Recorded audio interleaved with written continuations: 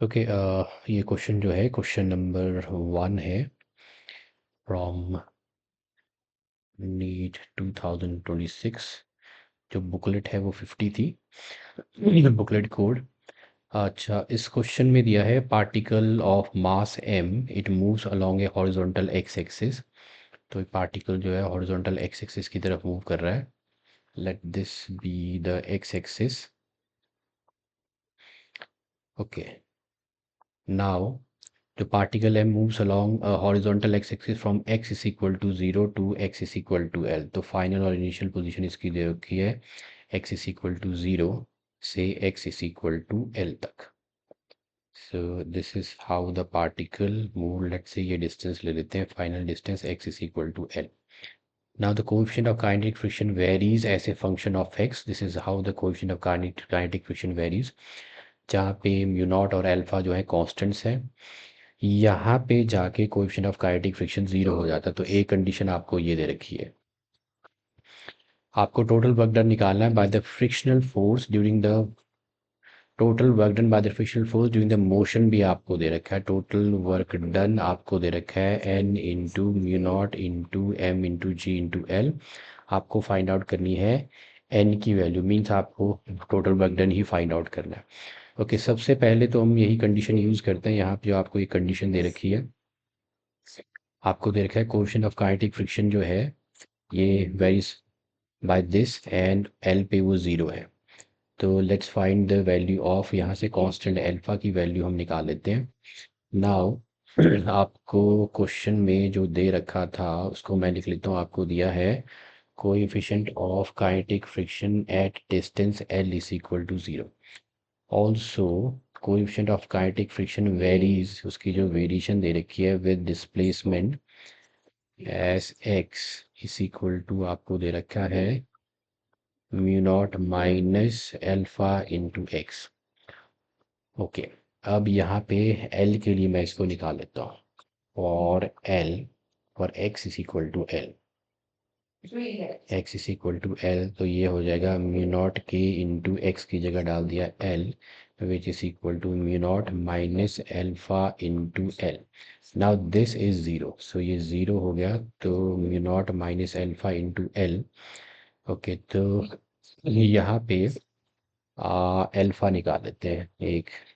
तो alpha is equal to हो जाएगा this minus alpha L is equal to हो जाएगा minus mu naught which gives me alpha is equal to mu naught by L. इसकी value हम रख लेते हैं, एल्फा आ गया म्यू नॉट बाय एल।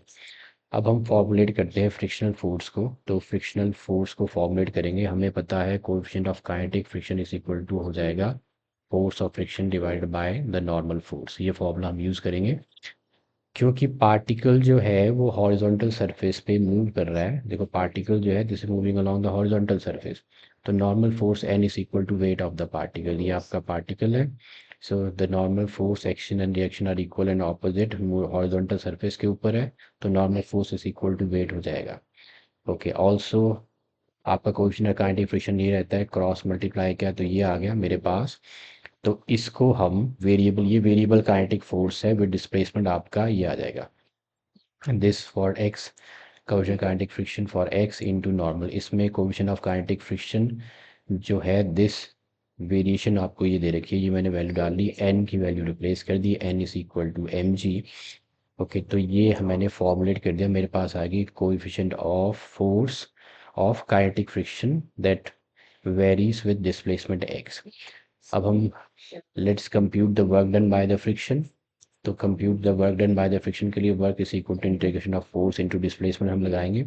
अब यहाँ पे वर्क डन हो रहा है by the friction force that is acting opposite to the displacement. Displacement आपकी इस तरफ को है जबकि फ्रिक्शन फोर्स इस तरफ है। तो work done is equal to हो जाएगा, जहाँ पे मैं वर्क डन को ये फॉर्मूला लगाएंगे तो नेगेटिव हो जाएगा फोर्स, यहाँ आ जाएगा force of kinetic friction that varies with N X. Okay, आपकी एक्स जो जा रहा है वो 0 टू एल जा रहा है। अब इसकी हम वैल्यू रिप्लेस कर देंगे। कोएफिशिएंट ऑफ काइनेटिक फ्रिक्शन आपका था this was mu naught minus alpha into x into M G. So mu naught minus alpha into x into mg into dx. mg is constant, it gets out. तो mg आ गया बाहर, integration रहेगी 0 to l है, तो इधर आ गया mu naught minus alpha into x into d x. Okay, तो work done is equal to हो जाएगा माइनस एम जी, इंटीग्रेशन हम कर लेते हैं, तो इंटीग्रेशन हो जाएगी, तो इसके लिए work done is equal to minus m g, इसकी इंटीग्रेशन हो जाएगी mu naught into x, alpha constant है, एक्स की हो जाएगी x square by 2 for the limit 0 to l। Okay, तो work done is equal to हो जाएगा minus m g mu naught, x की वैल्यू डाल दी मैंने इधर for l, so this is mu naught into l minus alpha. Alpha की value भी अपने पास थी शुरू में, alpha was mu naught by l, तो alpha was mu naught by l, mu naught by l, so this was mu naught by l. फिर यहाँ एक्स को अभी हम लिमिट डाल रहे हैं, तो x की लिमिट एल स्क्वायर डाल दी, एल स्क्वायर बाय 2 आ गया, फिर 0 के लिए तो 0 ही हो जाएगा। ओके, ये मैंने इंटीग्रेट कर लिया, तो work done is equal to हो गया minus m g, minus is for the direction. Okay, तो यहाँ पे रह गया mu naught l minus, this is mu naught l minus mu naught l by 2, so 1 minus half is half, तो ये आ गया माइनस हाफ एम इंटू जी into mu naught into l. लेकिन वर्क डन आपको यहाँ पे दे रखा है, तो वर्क डन जो था वो आपको दे रखा है according to the question this is equal to, work done आपको दे रखा है n into mu naught into M into जी इंटू एल।